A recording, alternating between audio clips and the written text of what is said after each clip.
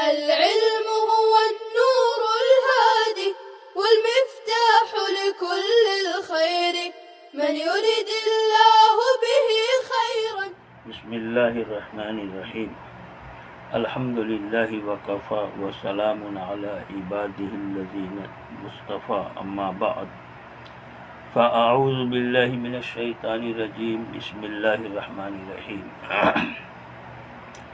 وقالت اليهود والنصارى نحن أبناء الله وأحباؤه إلى آخر الآية. صدق الله العلي العظيم.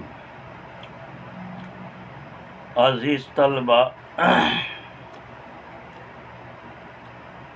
آج کے سبق میں یہود نصارہ کے زعم فاسد پر رد کیا جا رہا. یہودیوں کا ایسی ہی نصارہ کا اپنا گمان یہ تھا کہ ہم تو اللہ کے بیٹے ہیں، اللہ کے محبوب ہیں. اس پر آپ صلی اللہ علیہ وسلم کے ذریعے رد کراتے ہوئے کہا گیا، آپ کہیے فَلِمَ يُعَذِّبُكُمْ، پھر وہ تم کو عذاب کیوں دے گا یا عذاب کیوں دے رہا. یہودیوں کا یا نصارہ کا یہ دعویٰ کہ ہم اللہ کے بیٹے، اللہ کے محبوب ہیں. بیٹا ہونا یہ نسبی اور سلبی اعتبار سے نہیں ہے. بیٹا ہونے کا دعویٰ حقیقت پر معمول نہیں بلکہ تشبیہ پر معمول ہے.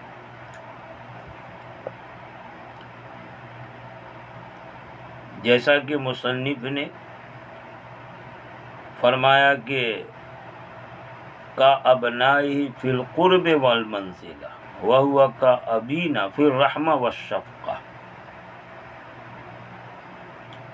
کہ ہم اللہ کے بیٹے ہیں، یعنی اللہ کے بیٹوں کی طرح.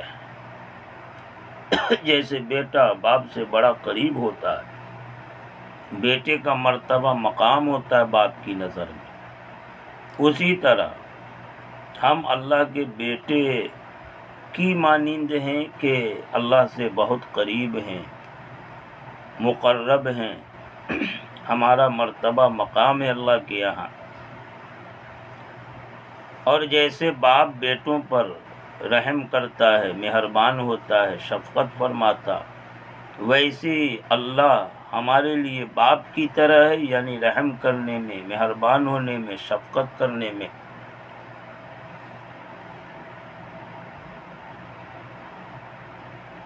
شان نزول کے متعلق ایک واقعہ بیان کیا جاتا ہے کہ آپ صلی اللہ علیہ وسلم نے یہودیوں کی ایک جماعت کو اسلام کی دعوت دی، ایسے ہی نصارہ کی جماعت کو اسلام کی دعوت دی. انہیں اللہ کی عقاب سزا سے ڈرایا تو یہودیوں نے ایسی نصارہ نے کہا کہ ہم کو آپ کیوں ڈراتے ہو اللہ کے عذاب سے، ہم تو اللہ کے بیٹے، اللہ کے محبوب. یہودیوں نے کہا تھا اور اسی طرح نصارہ نے بھی کہا تھا. اس پر یہ آیت نازل ہوئی تھی وقالت الیہود والنصارى، اور کہتے ہیں یہود اور نصارہ یعنی کل منہما، دونوں میں سے ہر ایک، نحن ابناء اللہ، کہ ہم اللہ کے بیٹے. مصنف نے بیٹے ہونے کی توجیہ فرمائی کہ ان کا دعویٰ سلبی اور حقیقی نسبی بیٹے ہونے کا نہیں تھا بلکہ بیٹا ہونا تشبیہ پر محمول ہے. ای کا ابنائی فی القرب والمنزلہ، یعنی ہم اللہ کے بیٹوں کی طرح ہے، قریب ہونے میں، مرتبے مقام میں. وہ کابین، اور وہ اللہ ہمارے باپ کی طرح ہے، مہربان ہونے میں اور شفقت کرنے میں. وَأَحِبَّاؤُهُ، حبیب کی جمع، اور ہم اللہ کے محبوب چہیتے ہیں. ان پر رد کرایا گیا آپ صلی اللہ علیہ وسلم کی زبانی، قُلْ لَهُمْ یا محمد، اے محمد آپ ان سے کہیے فَلِمَ يُعَذِّبُكُمْ، پھر وہ کیوں تمہیں عذاب دے رہا ہے. یہ ان پر الزامی رد ہے تبکیت یعنی ان کو لاجواب کرنے کے لیے یہ بات کہلائی گئی. یعنی اگر تمہارا گمان صحیح ہے تو پھر کس وجہ سے دنیا میں اللہ تمہیں عذاب دے رہا، جیسے قتل مسخ کا واقعہ ہوا تمہارے ساتھ، اور تم لوگ بھی یہ اعتراف کرتے ہو کہ آخرت میں ہم کو اللہ عذاب دے گا جہنم کا، تو چند دن تک، جیسا یہودی کہتے تھے جتنے دنوں تک گوسالے بچھڑے کی عبادت کی بس اس کے مطابق عذاب ہوگا، اس کے بعد چھٹی. اس پر رد کرایا گیا کہ اگر بات ویسی ہوتی جیسے تمہارا گمان تو پھر دنیا میں تمہارے لیے کیوں عذاب ہوا، آخرت میں کیوں عذاب ہوگا. مصنف نے اسی کو کہا ان صدقتم فی ذالک، اگر تم اس میں سچے ہو یعنی اپنے دعوے میں، اپنے گمان میں، تو اللہ تمہیں عذاب کیوں دے گا. ولا يعذب الاب ولدہ، جبکہ باپ اپنے اولاد کو عذاب نہیں دیتا. ولا الحبیب حبیبہ، اور نہیں حبیب اپنے حبیب کو عذاب دیتا. وقد عذبکم، جبکہ اللہ نے تمہیں عذاب دیا دنیا میں اور آخرت میں بھی ہوگا. معلوم ہوا کہ تم لوگ سچے نہیں ہو بلکہ جھوٹے ہو. وانتم کاذبون، پس تم لوگ جھوٹے ہو. بل انتم بشر ممن خلق، اب یہاں سے ان لوگوں کا عمومی حال بیان کر کے ان پر رد کیا جا رہا. بل یہ اضراب انتقال کے لیے، ایک تو ان کے زعم فاسد پر رد کر دیا، اب آگے ان کے اصل حال کو بتا رہے ہیں کہ تمہارے یہ گمان سے نہیں کہ تم اللہ کے بیٹے اور محبوب، بلکہ جیسے عام بشر جسے اللہ نے پیدا کیا انہی میں سے تم ایک بشر ہو.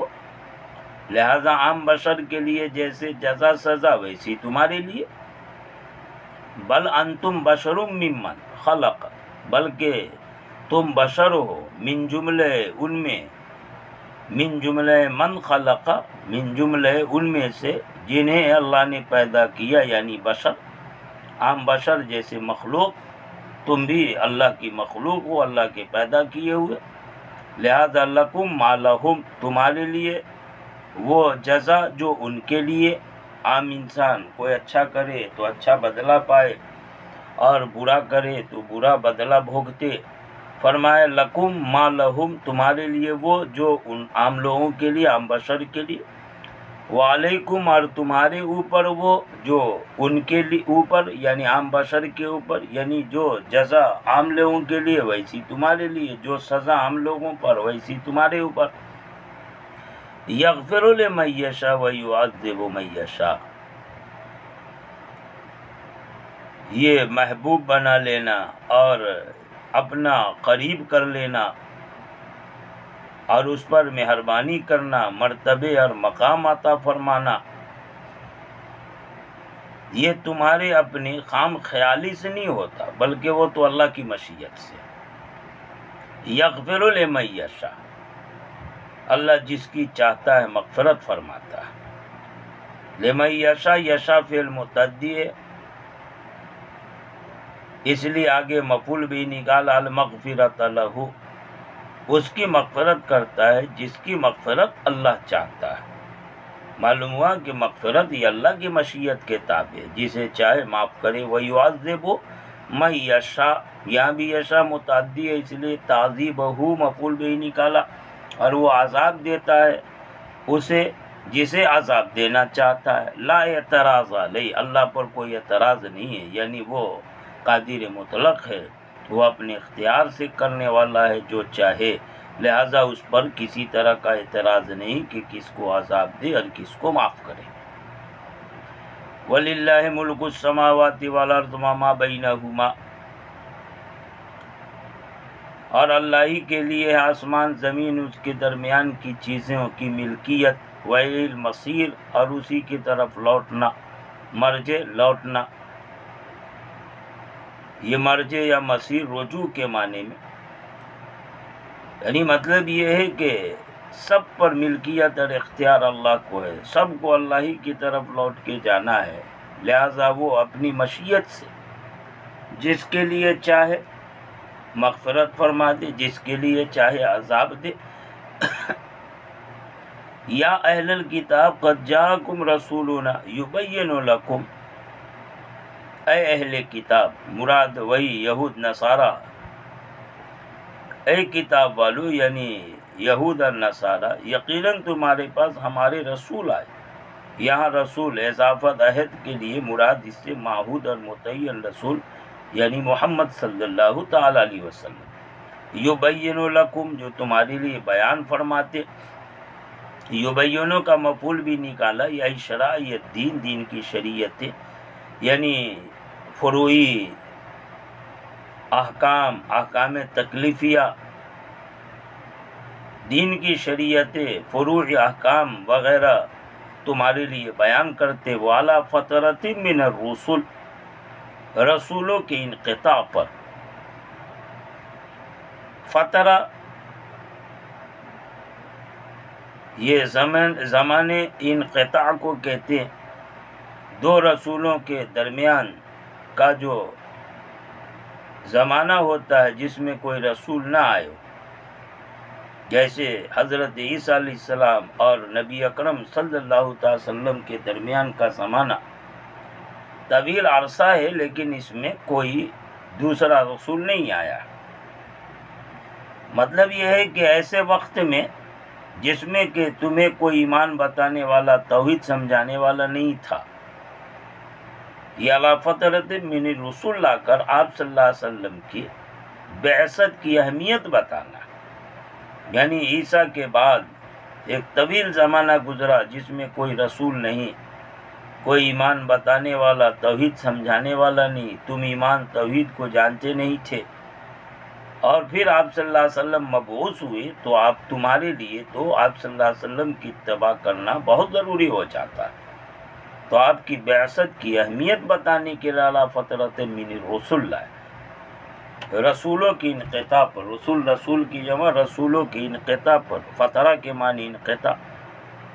اذ لم یکن بینہ و بین عیسیٰ رسول، جبکہ حضرت محمد صلی اللہ علیہ وسلم اور عیسیٰ کے درمیان کوئی رسول نہیں ہوئے۔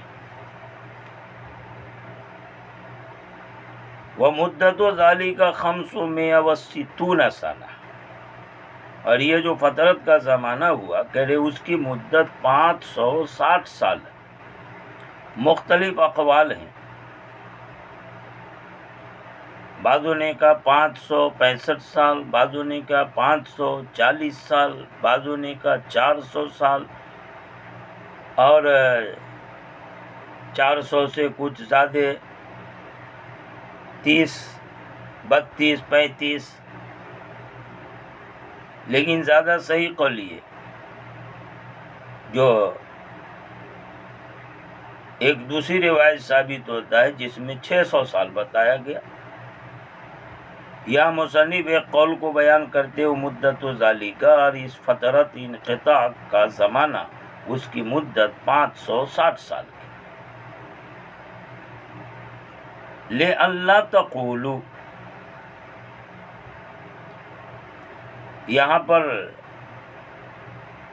ان تقولوا سے پہلے لام کہ محذوف تھا، مصنف نے مقدر مانا، اشارہ کیا کہ ان تقولوا میں جو ان ہے یہ ان مصدریہ ہے جس پر لام کہ داخل ہے جو محذوف تھا، اور اسی تقولوا سے بھی لا حرف نفی مقدر۔ آپ صلی اللہ علیہ وسلم کے آنے کی حکمت بیان فرمائی کہ تمہارے پاس ہمارے جو رسول آئے، رسولوں کی انقطاع کے بعد، یہ اس لیے تاکہ تم یہ نہ کہنے لگو، یعنی تمہارے لیے کسی طرح کا کوئی عذر باقی نہ رہے۔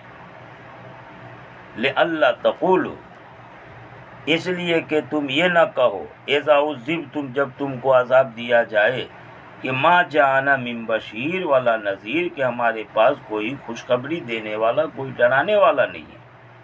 ما جاءنا من بشیر میں من زائد ہے، بشیر نذیر یہ نکرہ ہے، نفی کے تحت میں عموم کا فائدہ، اسی عموم میں تاکید کے لیے من زائد لائے، یعنی کوئی بھی خوشخبری دینے والا، کوئی بھی ڈرانے والا، یعنی کہیں کا کسی رنگ نسل کا، کسی کنب قبیلے کا، کسی بھی علاقے کا، کسی وقت میں، عموم کو بطور مبالغہ بتانا مقصود ہے۔ کوئی بھی خوشخبری دینے والا، کوئی بھی ڈرانے والا ہم میں نہیں آیا، تو یہ تم عذر پیش کرو کہ پھر ہم کو کیوں عذاب دیا جائے۔ اس لیے آخری نبی آ گئے تاکہ تم پر حجت تام ہو جائے اور تمہارے لیے کسی طرح کا کوئی عذر باقی نہ رہے۔ فرمایا فقط جاءکم بشیر و نذیر، پس یقیناً تمہارے پاس ایک خوشخبری دینے والے، ڈرانے والا آ گیا۔ فلا عذر لکم اذن، تب تو تمہارے لیے کسی طرح کا کوئی عذر باقی نہیں رہتا۔ واللہ علی کل شیء قدیر، اور اللہ پاک ہر چیز کے اوپر قدرت رکھنے والا، اور اللہ ہی کی قدرت میں سے ہے تم کو عذاب دینا اہل کتاب۔ ان لم تتبعوہ، اگر تم نے آپ صلی اللہ علیہ وسلم کی، آخری نبی کی اتباع نہیں کی، لہذا اللہ اپنی قدرت سے تمہیں پکڑے گا، عذاب دے گا، کوئی تم کو بچانے والا نہیں ہے۔ کہتے ہیں اللہ ہر چیز پر قدرت رکھنے والا، اور اللہ کی اسی قدرت میں سے ہے وَمِنْهُ تَعْذِيبُكُمْ، اسی میں سے ہے تمہارا عذاب دینا۔ ان لم تتبعوہ، اگر تم نے آخری نبی محمد صلی اللہ علیہ وسلم کی اتباع نہیں فرمائی۔ وآخر دعوانا ان الحمد للہ رب العالمین۔ السلام عليكم، لا تنسوا الاعجاب بالفيديو والاشتراك في القناة تشجيعا لنا لنستمر بنشر المزيد إن شاء الله.